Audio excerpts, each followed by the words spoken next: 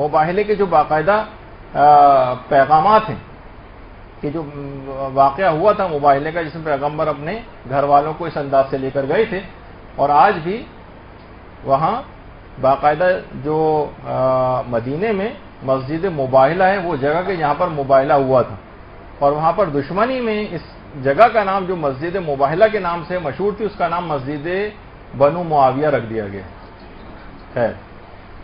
تو بہرحال اب پیغامات آپ کہہ دیں گی واقع مباہلہ کے کون، مثلا آپ دیکھیے میں تقریر میں بیان کرتا جا رہا ہوں، یعنی سمجھیں کہ آپ مباہلہ جو ہے پڑھنے جا رہی ہیں واقعات میں، جیسے آپ نے سرنامہ کلام میں بھی مثلا آیت مباہلہ قرار دی، وہ تمام چیزیں اس میں بیان کرتی ہوئے آگے آپ آگے آ رہی ہیں۔ اب واقع مباہلہ جس وقت آپ پڑھیں تو واقع مباہلہ کیا پیغامات لے کے لوگوں پہ اپلائی کریں اس کا، کہ دیکھیے پہلا پیغام تو یہی کہ نصارہ نجران کی طرح صرف تعریف معصومین کی حد تک نہیں رہ جانا ہے آپ نے۔ وہ بھی کیا کہہ رہے تھے، تعریفیں کر رہے تھے آ کر اہل بیت کی، آج ہم ایسے چہرے دیکھ رہے ہیں کہ پہاڑوں کو بھی اپنی جگہ سے ہٹنے کا حکم دے تو ہٹ جائیں، لیکن جب اتنی تم تعریفیں کر رہے ہو تو ایمان کیوں نہیں لے آتے؟ کہا ہم جزیہ دینا قبول کر لیں گے، ایمان نہیں لائیں گے، یعنی بات نہیں مانیں گے۔ ان کی عظمت کے قائل ہیں کہ ہم پر عذاب نازل ہو جائے گا، لیکن کیا ہے بات نہیں مانیں گے۔ آپ کہیں گے یہی والی تو چیز ہم بھی کر رہے ہیں، ہم مشاعرے کر رہے ہیں، ان کے فضائل پڑھ رہے ہیں، قصیدہ خوانی کر رہے ہیں، لیکن بات ہم ان کی ایک بھی نہیں مان رہے۔ نصارہ نجران کی طرح سے یہ تو نصارہ نجران مباہلے سے پیغام یہ مل رہا ہے کہ ہماری سیرت تو ان کی جیسی سیرت بن رہی، لوگوں کے غیرت کو جھنجھوڑیں کہ یہ کیا کرنے جا رہے ہو۔ اس واقعے کو صرف یہ کہ صرف ان کی تعریف کر کے چلے جاؤ گے تو نصارہ نجران کی طرح سے تعریف کر کے چلے جاؤ گے۔ تمہیں عمل کرنا ہے ان کی باتوں پر، اور ویسے ایمان لانا ہے جو کہ وہ لوگ ایمان نہیں لائے تو اس کے برخلاف عمل کرنا ہے۔ مثلا آپ نہیں، اب اس میں آپ خود اور بھی کر سکتی ہیں، ہمارے پاس اتنا وقت نہیں ہے۔ اسی طرح سے مثلا آپ اس میں پیغام یہ بھی دے سکتی ہیں، وہ کہہ رہے تھے نا کہ ہم ایسے چہرے دیکھ رہے ہیں، تو وہ واقعی ایسے چہرے دیکھ رہے تھے اور ان کی عظمت کے قائل تھے، لیکن عمل پھر بھی نہیں کر رہے۔ دوسرا پیغام یہ ہے کہ تبلیغ میں دین کے لیے عورتیں گھر سے باہر جا سکتی ہیں۔ آپ ان سے کہیں آپ دیکھیے کتنے آپ دنیاوی کاموں کے لیے باہر جاتی ہیں، لیکن اسلام جب عورتوں سے تقاضا کر رہا ہے انہیں زیادہ تر وقت گھر میں رہنا چاہیے، اور وہ اسلام کے جو کہ عورتوں کو گھر میں رہنے کی تاکید کرتا ہے، لیکن جب تبلیغ دین کا موقع آ جائے تو وہی عورت پھر گھر سے باہر بھی آ جاتی ہے کہ جس کے نقش قدم بھی لوگ دیکھ نہیں پاتے تھے۔ تو اس سے اندازہ ہوگا کہ واقعی دین کی تبلیغ کے لیے اب مثلا عورتوں کو آپ جھنجھوڑیں کہ اگر بیٹی کبھی مثلا کسی مدرسے میں پڑھنے جا رہی ہے، کسی جگہ پڑھانے جا رہی ہے، کتنے لوگ جو ہے وہ رکاوٹیں کھڑی کرتے ہیں گھر والے، کیونکہ وہ قائل ہی نہیں ہے اس چیز کی۔ ان کو کسی نے آج تک بتائی یہ بات نہیں کہ اس کو جانے دو، یہ خود اپنی بھی زندگی سنوارے گی، دوسروں کی زندگی بھی سنوارے گی، پڑھانے جا رہی ہے، لوگ روکتے ہیں پڑھنے سے بھی پڑھانے سے بھی۔ تو تبلیغ دین میں اجازت ہے کہ وہ عورتیں جو ہیں وہ گھر سے باہر جا سکتی، لیکن کیا ہے کہ مکمل پردے کے اندر جانا۔ تو یہ سب چیزیں ان کو بتانی ہیں۔ یا اسی طریقے سے دیکھیے کہ مباہلے کے لیے یہ بھی ہے کہ پیغمبر پورے گھر کو اپنے ساتھ لے کر گئے تھے۔ مباہلہ کیا تھا؟ مناظرہ تھا، یعنی تمام گھر والوں کو پیغام یہ کہ گھر والوں کو اتنا مضبوط ہونا چاہیے دین کے اعتبار سے کہ کبھی کسی کو جواب دینے کا موقع آ جائے کوئی تو وہ کم سے کم اس کا کوئی جواب تو دے سکے۔ یعنی پیغام اس کے اندر یہ کہ پیغمبر اکیلے بھی مناظرے کے لیے جا سکتے، لیکن پورے گھر والوں کو لے کر کیوں گئے؟ یہ پیغام دینا تھا کہ دین کے اعتبار سے پورے گھر کو مضبوط بنانا ایک مومن کی ذمہ داری، کبھی کوئی ایسا موقع آ جائے۔ اب قدم قدم پہ ایک ایک بات پر آپ جو ہے پیغامات دیتی ہوئی جا رہی ہیں۔ اچھا، اسی طریقے سے یہ بھی آپ کو پیغام دینا ہے کہ خالی صرف اتنا آپ کو مضبوط بنا دینا ہے کہ اپنے گھر کے بچوں کو بھی کہ وہ کسی بھی غلط عقیدہ بیان کرنے والے کے ممبر پہ کسی نے جو بھی عقیدہ بیان کر لیا اس کو اپنا جو ہے وہ انہوں نے بھی عقیدہ بنا لیا، جو ذرا سا چرب زبانی آ کر ممبر پہ قافیے سے قافیہ ملا کے چلا گیا اسی کے ہم نظریہ ہو گئے۔ اس کا مطلب ہے کہ گھر والوں کو عقیدے کے اعتبار سے اتنا مضبوط ہونا چاہیے، اور بچوں کے عقائد محکم کرنے کے لیے خاص طور پر اقدامات کرنے چاہیے۔ آپ ان سے کہیں کہ فاسد العقیدہ افراد کے ہتھے نہ چڑھنے دیں، نہ ایسے ذاکرین کے ہتھے چڑھنے دیں کہ جو لوگوں کے عقیدوں کو خراب کر رہے ہیں، ان کو ایسی مجلسوں میں نہ جان دیں۔ بس قدم قدم پہ آپ مباہلے کا پیغام دیتی ہوئی جائیں گی۔ پھر آپ ان کو یہ بھی بتا سکتی کہ دیکھیے واقع مباہلے سے عقائد کی اہمیت بھی واضح ہوتی، یعنی واقع مباہلہ پیغمبر کی نبوت کے اثبات کے لیے تھا نا، جو کہ عقائد میں سے ایک ہے۔ اس کا مطلب ہے کہ عقائد کی اہمیت کتنی زیادہ ہے، اور اپنے بچوں کے عقیدوں کو بہتر بنانے کے لیے باقاعدہ کر کے علماء کی خدمات لینی چاہیے. آپ ان کو احساس دلائیں کہ بچوں کو صحیح عقیدہ کیسے پتہ چلے گا. اسی طرح سے صحیح عقیدہ پتہ چلے گا کہ ان کو علماء حقہ کی عقائد کے سلسلے میں دلائل پڑھائے جائیں. خیر اس میں کتنی چیزیں بیان ہو سکتی ہیں. مثلا آپ آیت تطہیر بیان کر رہی ہیں اگر اور اہل بیت کی طہارت کی باتیں بیان کر رہی ہیں تو فقط اس تک نہ رہیں بلکہ کہیں گے دیکھیے کہ اہل بیت کو پروردگار نے تمام نجاستوں سے دور کیا تھا, تمام خرابیوں سے دور کیا تھا اور ہم انہی خرابیوں کے اندر پڑے ہوئے نظر آ رہے ہیں. تو ہمارے اندر کچھ تو اس عصمت کی کوئی جھلک ان کے ماننے والوں کے اندر بھی ہونی چاہیے نا. ٹھیک ہے عصمت مطلقہ جو ہے وہ اہل بیت کے پاس ہے, لیکن عصمت کی کوئی ایک پرسنٹیج 0.1%, 2%, 3%, 4%, 5% وہ خود بھی تو چاہتے تھے نا کہ آپ کوئی گناہ نہ کریں, اور گناہ نہ کرنا ہی عصمت کی کوئی ایک ڈگری ہوتی. عصمت مطلقہ ان کے پاس ہے نا, ان کی کوئی برابری کر سکتا ہے نہ برابری کرنے کو کہا جا رہا ہے, لیکن ان کی سیرت پہ تو عمل کرنا ہے اور عصمت کی کوئی ایک پرسنٹیج حاصل کرنی.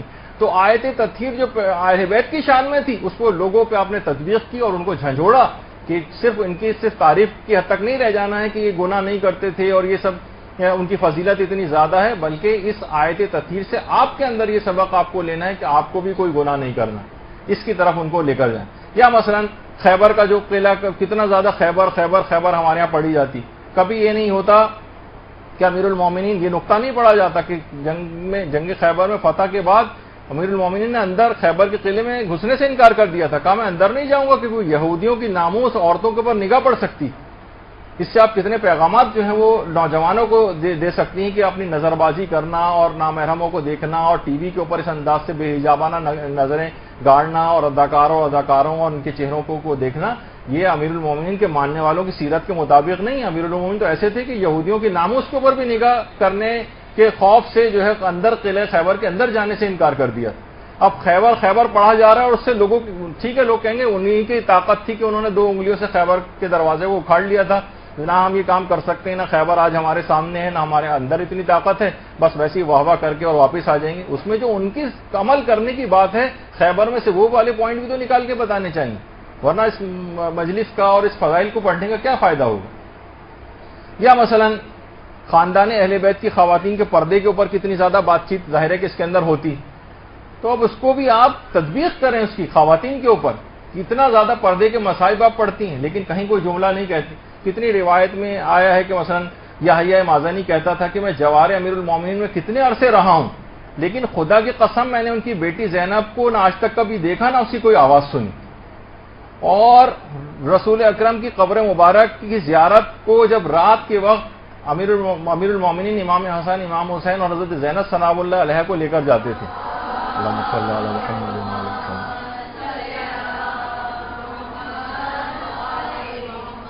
اس حد تک پردے کی محافظت کرتے تھے کہ حضرت زینب سلام اللہ علیہ کے دائیں اور بائیں امام حسن اور امام حسین ہوتے تھے, آگے امیر المومنین ہوتے تھے, اور شام اور رات ہونے کا انتظار کرتے تھے قبر کی زیارت کے لیے آنے پر. اور قبر کی زیارت پر آ کر بھی امیر المومنین کا ایک طریقہ تھا, ہمیشہ چراغ کی لو کو مدھم کر دیا کرتے تھے. امام حسن نے جب پوچھا کہ بابا یہ آپ چراغ کی لو کو کم کیوں کرتے ہیں, تو کہا کہ میں نہیں چاہتا کہ تمہاری بہن کے چہرے کو کوئی جو ہے وہ دیکھ لے.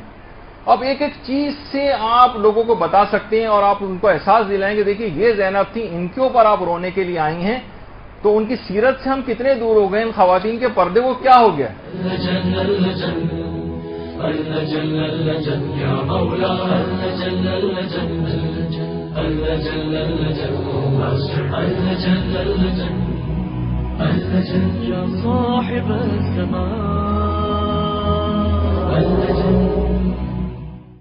میں مونٹریال گیا عشر محرم کے لیے,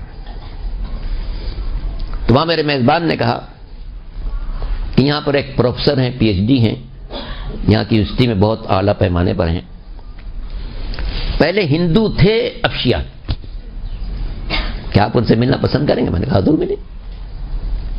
خیر وقت آ گیا, میں گیا. بہت سی باتوں کے بعد میں نے کہا بھائی آپ یہ بتائیے کہ یہ رودات کیا ہے آپ کی. کہہ لے کہ جب میں ہندوستان میں تھا تو اپنے مذہب سے بیزار تھا. کی کیسی بات ہے کہ ہم لوگ خود بت بناتے ہیں اس کو سجدہ کر.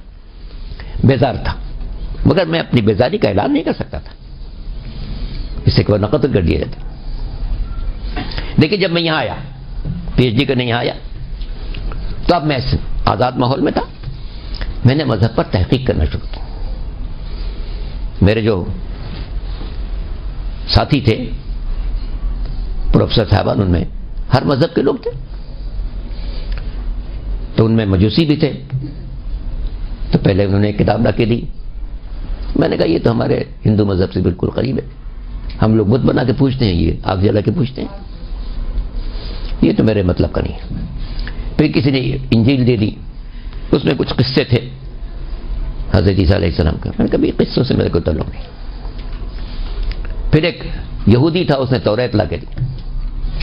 توریت کو میں نے پڑھا، کچھ باتیں اچھی لگیں، مگر ایک جملے نے مجھے پریشان کر دیا، اور یہ تھا کہ اگر بنی اسرائیل کا کوئی شخص جرم کرے تو اس کی سزا ہلکی ہے، اور بنی اسرائیل کے باہر کا کوئی شخص جرم کرے تو اس کی سزا دگنی. میں نے کہا یہ اللہ کا قانون نہیں ہو سکتا، اللہ کے قانون میں نہیں ہو سکتا، اس لیے کہ اللہ کے نزدیک سب اس کی مخلوق ہے، سب اس کے بندے. یہ تفریق بتا رہی کہ یہ اللہ کی کتاب نہیں ہے. پھر تجسس کرتا رہا، یہاں تک کہ ایک مسلمان نے مجھے قرآن دے دیا. قرآن جو میں نے کھولا تو پہلا جملہ بسم اللہ کے بعد الحمدللہ رب العالمین. ہر تعریف اللہ کے لیے ہے جو کائنات کی پرورش کر رہا ہے. میں نے کہا یہ بات ہے. پرساد کہتے ہیں کہ یہ بات مجھے دل کو لگی کہ یہ واحد کتاب ہے جو یہاں سے شروع کرتی بات کہ اس اللہ کے لیے تعریف ہے جو کائنات کی پرورش کر رہا ہے، درختوں کی پرورش کر رہا ہے، میووں کی پرورش کر رہا ہے، پھلوں کی پرورش کر رہا ہے، حیوانات کی پرورش کر رہا ہے، انسانوں کی پرورش کر رہا ہے. یہ کتاب اس قابل. پھر جیسے جیسے میں پڑھتا گیا میرے دل کی کلی کھلتی گئی، یہاں تک کہ مجھے یقین ہو گیا کہ یہ صرف اللہ کی نازل کردہ کتاب ہے، کسی فرد بشر کی نہیں ہو سکتی. پھر میں نے دوست سے پوچھا کہ بھائی یہ کتاب کس پر نازل ہوئی تھی؟ انہوں نے حضور کا نام دیا، تو میں نے ان کا کلمہ پڑھا، لا الہ الا اللہ محمد رسول اللہ.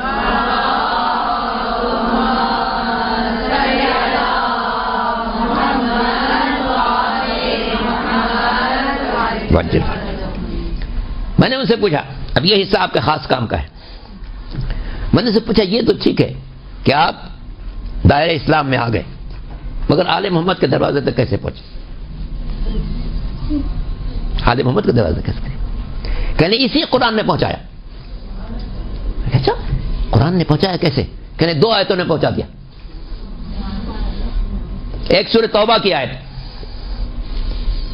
کیا اتقوا اللہ وکونوا مع الصادقین، اللہ سے ڈرو سچوں کے ساتھ. میں نے کہا یقیناً یہ پیغام بہت برحق ہے کہ انسان کو صرف اللہ سے ڈرنا چاہیے، کسی اور سے ڈرنے کی کوئی ضرورت نہیں ہے، اور سچوں کے ساتھ رہنا چاہیے. ایسے سچے جو گفتار میں سچے، رفتار میں سچے، سیرت میں سچے، کردار میں سچے، زندگی میں سچے، بندگی میں سچے، اللہ کے ساتھ سچے، بندوں کے ساتھ سچے.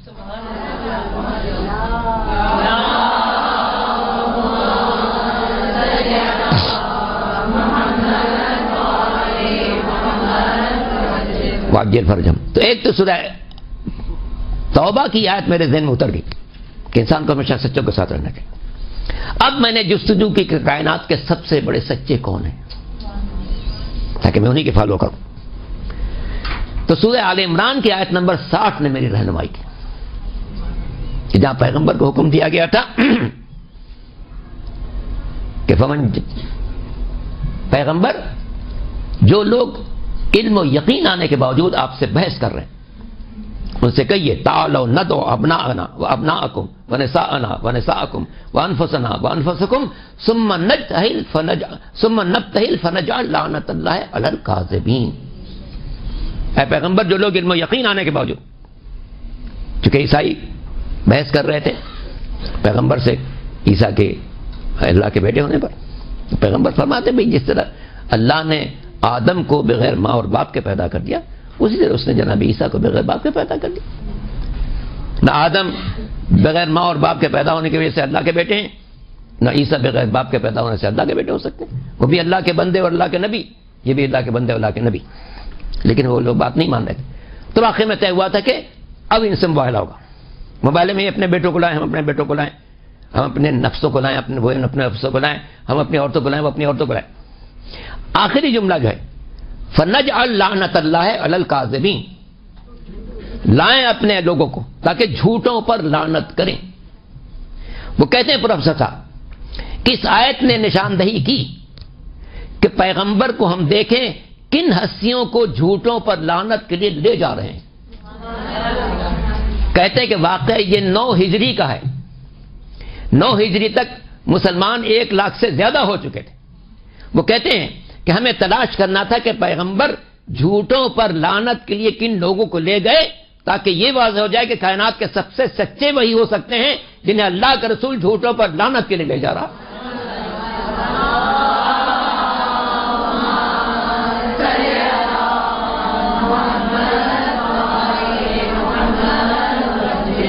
اور پروفیسر صاحب کہتے ہیں کہ ہر تاریخ نے، ہر کتاب نے، ہر تفسیر نے مجھے یہی بتایا کہ پیغمبر اپنے ساتھ جھوٹوں پر لعنت کے لیے جن لوگوں کو لے گئے تھے وہ 4 ہستیاں تھیں. علی تھے، فاطمہ تھیں، حسن تھے، حسین تھے. تو پنجتن کا قافلہ گیا تھا جھوٹوں پر لعنت کے لیے. یقیناً اتنے سچے تھے اپنی زندگی کی ابتدا سے لے کے انتہا تک کہ جھوٹوں پر لعنت کرنے کے حقدار تھے. تو قرآن مجید کی سورہ توبہ کی آیت نے مجھے کہا تھا کہ سچوں کے ساتھ رہو، اور سورہ آل عمران نے بتایا کہ کائنات کے سب سے سچے وہی ہیں جنہیں اللہ کا رسول جھوٹوں پر لعنت کے لیے لے جا رہا تھا، اور وہ پنجتن پاک کی ذات گرامی تھی.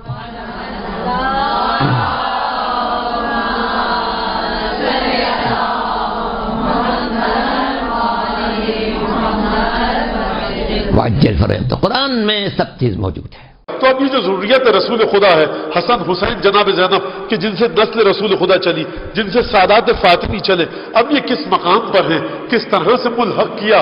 دیکھیے 2 باتیں بتاؤں گا آپ کو. ایک سوال تو میں نے آپ کے سامنے کہا تھا، پیش کیا تھا. وہ کیا پیش کیا تھا؟ وَاصْبِرْ نَفْسَكَ مَعَ الَّذِينَ يَدْعُونَ رَبَّهُم بِالْغَدَاوَةِ وَالْعَشِيِّ يُرِيدُونَ وَجْهَهُ کہ حبیب ڈٹ کر جمے رہو ان لوگوں کے ساتھ کہ جو ہمارا ذکر صبح و شام مسلسل کرتے رہتے ہیں. تو یہ حبیب کس کے ساتھ ڈٹ کر رہے؟ وَلَا تَعْدُ عَيْنَاكَ. اور دیکھو ان سے ہٹ کر کسی اور کی طرف نہیں دیکھنا. یہی تو وجہ تھی. میں یہ نہیں کہہ رہا یہی وجہ رہی ہوگی، میں پورے یقین، اطمینان اور ایقان کے ساتھ کہہ رہا ہوں کہ یہی وجہ تھی کہ آیت نے کہا تھا اپنی عورتوں، اپنی جانوں، اپنے بچوں کو لاؤ. لیکن حکم تو یہ ہو چکا تھا نا کہ ان کے علاوہ کسی کی طرف دیکھنا بھی مت. کوئی تمہاری نگاہ کے لائق بھی نہیں ہے. اگر نگاہ رسالت کے لائق ہے، یا فاطمہ ہے، یا حسن ہے، یا حسین ہے، یا علی ہے، کیوں لے کر آنا؟ کیونکہ وَلَا تُطِعْ مَنْ أَغْفَلْنَا قَلْبَهُ عَنْ ذِكْرِنَا. ان کے دل وہ ہیں جو ہماری یاد سے غافل نہیں ہوتے. نہ ان کے شجرے میں کبھی بدکار لوگ رہے. معتد بعد ذلك زنیم. نہ گھٹیا قسم کا شجرہ ہے، نہ ان کی زبانیں نجس ہیں، نہ ان کے دل نجس ہیں. اگر دل دیکھو گے ان چاروں کے تو ہمارے ذکر سے بھرے ہوئے ہیں. اگر روح دیکھو گے تو ہماری عبادت سے سرشار ہے. اگر ذکر الہی کا مرتبہ دیکھنا ہے تو آئے نور کو جا کر دیکھو. ارے پنجتن کی کس فضیلت کو خدا بیان کرے، کس کو نہ کرے. دل کو دیکھے عرش الہی پر، روح کو دیکھے عرش الہی پر. تبھی کہا کہ ڈٹ کر جمے رہو، یہی تمہاری محبت کے لائق ہے. بقیہ مدینے میں کوئی تمہاری نگاہ کے لائق نہیں ہے. یعنی گنجائش تھی کم سے کم 9 افراد کی جو ایلیجیبل تھے، لے گئے. اس کی ایک اور تفسیر بھی ہے، شاید اس سے پہلے آپ تک نہ پہنچے، ذرا سن لیجئے گا کہ حضور نے خود اس لفظ پر عمل کرتے ہوئے بھی عدد کو پورا کیا. مولانا یہ کیسے ممکن ہے؟ یہ کیسے ممکن ہے؟ بالکل ممکن ہے. ہر چیز کا ایک ظاہر ہے، ایک باطن ہے. اب چلتے ہیں انشاءاللہ. عدد کو کیسے پورا کیا حضور نے؟ ابنانا 3 بیٹے، بظاہر تو 2 بیٹے لے گئے، حسن اور حسین علیہ السلام. علی ابن ابی طالب داماد رسول ہے. ایک تو ویسے داماد بیٹے کی جگہ پر ہے، دوسرا یہ کہ حضور کو ابو القاسم کہا کیوں جاتا ہے؟ یعنی بات سے بات نکل. امام رضا علیہ السلام سے کسی صحابی نے پوچھا کہ مولا آپ کے جد کو ابو القاسم کیوں کہتے ہیں؟ جس ابو القاسم میں محمد پر آپ درود بھیجتے ہیں نا، ایک مل کے درود بھیجیے گا، بہت مل کے اللہم صلی علی محمد وعلی. سنیے گا، شاید اس حوالے سے آپ تک نہ پہنچی یہ بات. مولا نے کہا حضور کے فرزند تھے جن کا نام تھا قاسم، تو قاسم کے باپ ہیں لہذا ابو القاسم. تو اس شخص نے کہا کہ مولا حل ترانی اہل زیادہ، बोला ये बात तो मेरे इल्म में भी थी, क्या इससे ज्यादा का अहल समझते हैं मुझे आप? तो कुछ और भी बता दें। इमाम ने कहा तूने पूछा है तो सुन, क्या तुझे खबर है या नहीं कि हुजूर ने कहा था अली कसीमुल जन्नत वन्नार, अली जन्नत और जहन्नम की तकसीम करने वाले हैं, जो तकसीम करने वाला हो वो कासिम होता है।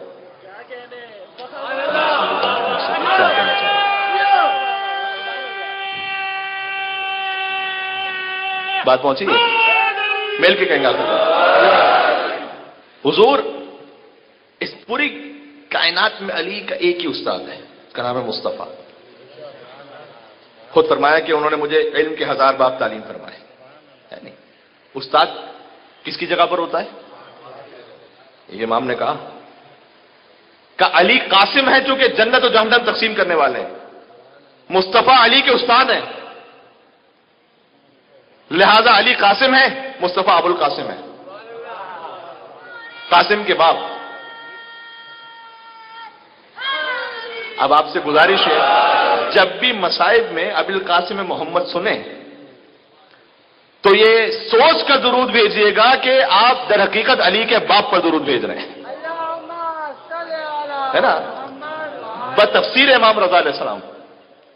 अब नाना में 3 हो गए, नुकता तो यही था, हसन और हुसैन और अली अबुल कासिम होने की हैसियत से। अच्छा अनफुसना, अली नफ्स रसूल है, लेकिन हसन इमाम वक्त हो जब तब वो भी नफ्स रसूल है, हुसैन वो भी नफ्स रसूल है, क्योंकि कुल्लुना नूरुन वाहिद, सब एक नूर से। अनफुसना में 3 अदद पूरे हो गए, मुश्किल है निसाना में।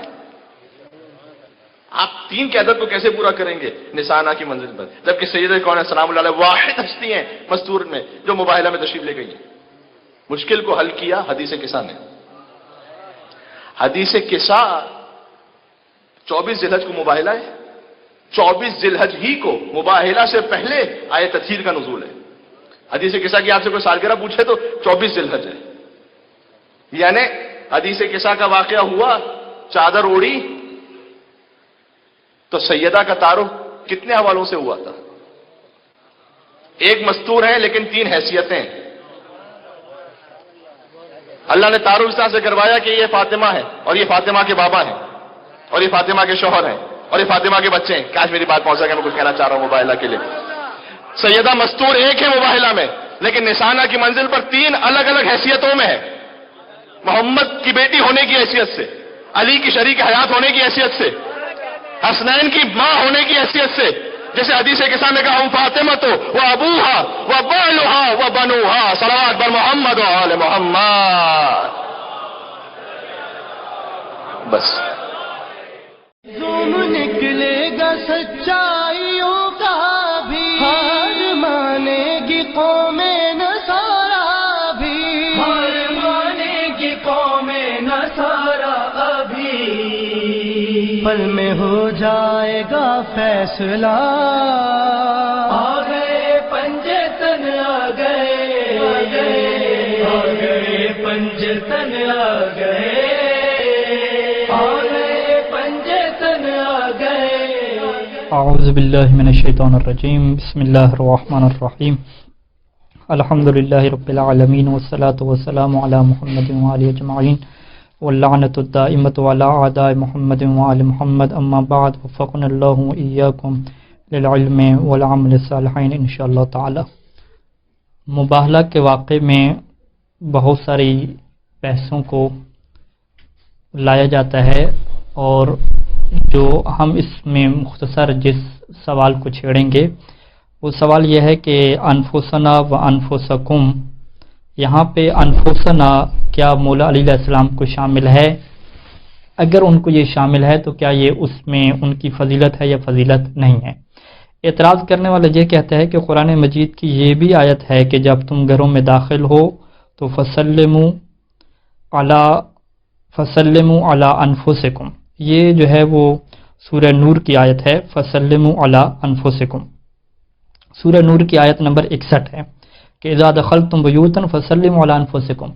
तो जब कुरान कह रहा है कि अनफुस अपने ऊपर सलाम करो, तो ये भी इसी तरीके से है कि अल्लाह ने कहा कि अपने आप को जो है वो ले जाओ मुबाहला में, اور پیغمبر اسلام صلی اللہ علیہ وآلہ وسلم خود کو کہہ لے کہ مبالغہ میں، تو لہذا انفسنا سے مراد کیا ہے؟ خود پیغمبر اسلام کی ذات مقدس مراد ہے، اور ان کے ساتھ ساتھ مولا علیہ السلام کو بھی شامل کر لیں۔ تو فقط انفسنا سے مولا علیہ السلام کو مراد لینا اور یہ کہنا کہ وہی جو ہیں وہ نفس نبی کا مصداق ہیں، یہ کہنا بالکل کیا ہے؟ درست نہیں ہے۔ جب اللہ نے کہا کہ خود بھی آ جائیں تو پیغمبر اسلام خود چلے گئے۔ اب اس سوال کا جواب یہ ہے کہ سب سے پہلے یہ جو آیت ہے کہ فَسَلِّمُوا عَلَىٰ أَنفُسِكُمْ، اس کی تفسیر کیا بیان کی گئی ہے؟ خود اہل سنت کی تفسیر میں یہ بات موجود ہے کہ انہوں نے یہ فرمایا کہ اس کا مطلب یہ ہے کہ بعض لوگ دوسروں کو سلام کریں، کہ جب تم گھروں میں داخل ہو تو کچھ لوگ دوسروں کو کیا کریں؟ سلام کریں۔ اور روایت میں یہ بات موجود ہے کہ اگر گھر میں کوئی موجود نہیں ہے تو پھر یوں کہہ دیا کرو کہ السلام علینا من عند ربنا، کہ اللہ کی طرف سے ہمارے اوپر کیا ہو؟ سلام ہو۔ لہذا یہاں پہ سلام بھیجنے والا اور ہے اور جس کے اوپر سلام بھیجا جا رہا ہے وہ اور ہے۔ اس کا یہ مطلب نہیں ہے کہ آپ نے خود اپنے اوپر ہی سلام کرنا ہے، یہ اس کا ہرگز مطلب نہیں ہے۔ اسی طریقے سے جب آیت نے یہ کہا کہ تم مباہلہ میں آ جاؤ اپنے انفس کو لے کر، تو اس کا یہ مطلب نہیں ہے کہ حضور اکرم صلی اللہ علیہ وسلم خود کو لے آئیں، بلکہ یہاں پہ آیت کے اندر غور نہیں کیا جاتا۔ آیت کے اندر الفاظ ہیں کہ ندعو ابناءنا و ابناءکم و نساءنا و نساءکم و انفسنا و انفسکم۔ ندعو کا مطلب کیا ہے؟ بلانا، کہ ہم بلائیں، ہم دعوت دیں۔ تو کیا ایک انسان خود اپنے آپ کو دعوت دیتا ہے کہ چلیں جی میں فلاں کے گھر جا رہا ہوں، میں اپنے آپ کو دعوت دیتا ہوں کہ ہم چلے جائیں؟ دعوت دینے کے لیے ضروری ہے کہ دعوت دینے والا اور ہو اور جس کو دعوت دی جا رہی ہے وہ اور ہو، اور یہ تبھی ہو سکتا ہے کہ جب ہم کہیں کہ انفسنا میں حضرت علی علیہ السلام شامل ہیں۔ حضور اکرم صلی اللہ علیہ وآلہ وسلم انفسنا کا مصداق نہیں ہے کیونکہ وہ دعوت دینے والے ہیں، جب وہ دعوت دینے والے ہیں تو مولا علی علیہ السلام اس میں شامل ہیں۔ اور اسی بات کی تائید کرتی ہے روایات میں، اہل سنت کی کتب میں یہ بات موجود ہے کہ شورا کے موقع پر مولا علی علیہ السلام نے فرمایا تھا کہ انشدکم اللہ حل فیکم احد، کہ باخدا اللہ کی قسم تم مجھے یہ بتاؤ کہ کیا تم میں کوئی ایسا فرد ہے کہ جعل اللہ نفس نبی، کہ جس کو اللہ نے نفس نبی قرار دیا ہو، میرے علاوہ کوئی ہے تم میں ایسا فرد؟ تو صاحب نے کہا کہ نہیں، کوئی نہیں ہے، آپ کے علاوہ ایسا کوئی فرد نہیں ہے۔ یعنی مولا علی علیہ السلام اپنی ولایت پہ، اپنی حقانیت پہ اس آیت سے استدلال کر رہے ہیں، تو اگر اس نفس نبی میں خود نبی خود شامل ہوتے تو مولا کا یہ استدلال بنتا نہیں تھا۔ تو اسی بات سے عرض ہم یہ کرنا چاہتے ہیں کہ جب اللہ نے یہ کہہ دیا کہ تم اپنے نفس کو بلا کے لے آؤ، اور اپنے نفس میں جمع کا صیغہ استعمال کیا، جمع کا صیغہ رکھنے کے بعد ایک وسیع جو ہے وہ میدان دے دیا حضور اکرم صلی اللہ علیہ وآلہ وسلم کو، اور اگر حضور نے اللہ کی اطاعت کرنی تھی، اور ہمارا یہ عقیدہ ہے کہ حضور صلی اللہ علیہ وآلہ وسلم اللہ کی مکمل اطاعت کرتے ہیں، اگر انہوں نے مکمل اطاعت کرنی تھی تو جمع کے صیغے کے مطابق 3-4 بندوں کو لے جاتے، لیکن انہوں نے جمع کے صیغے کے اوپر عمل نہیں کیا، وہ ایک ہی بندے کو لے کر گئے ہیں۔ ایک بندے کو کیوں لے کر گئے ہیں؟ کیونکہ روایات میں یہ بات موجود ہے کہ میں زمین میں سے جو خیر اہل الارض ہیں میں ان کو لے کر جاؤں گا جو سب سے بہتر ہوں گے۔ تو پیغمبر اسلام صلی اللہ علیہ وسلم کا مولا علی علیہ السلام کو لے کر جانا اس بات کی دلیل ہے کہ اس وقت زمین پر مولا علی علیہ السلام سے بڑھ کر کوئی ایسی ہستی موجود نہیں تھی کہ جو سب سے زیادہ کیا ہو؟ افضل ہو، کہ اتنے خطرناک موقع پہ، اتنے اہم موقع پہ فقط انفس میں کیا ہے؟ حضور اکرم صلی اللہ علیہ وسلم مولا علی علیہ السلام کو لے کر جا رہے ہیں۔ تو پس جب ثابت ہو گیا کہ مولا علی علیہ السلام سب سے زیادہ افضل ہیں، تو ہر انسان کی عقل یہ کہتی ہے کہ جو بندہ افضل ہو اس کو آپ خلافت دیں، اس کو آپ پہلے نمبر کی خلافت دیں۔ یہ نہیں ہے کہ جو مفضول ہے، جو افضل نہیں ہے، اس کو پہلے آپ خلافت دے دیں، اور جو سب سے افضل ہے اس کو کیا آخر پہ آپ رکھیں۔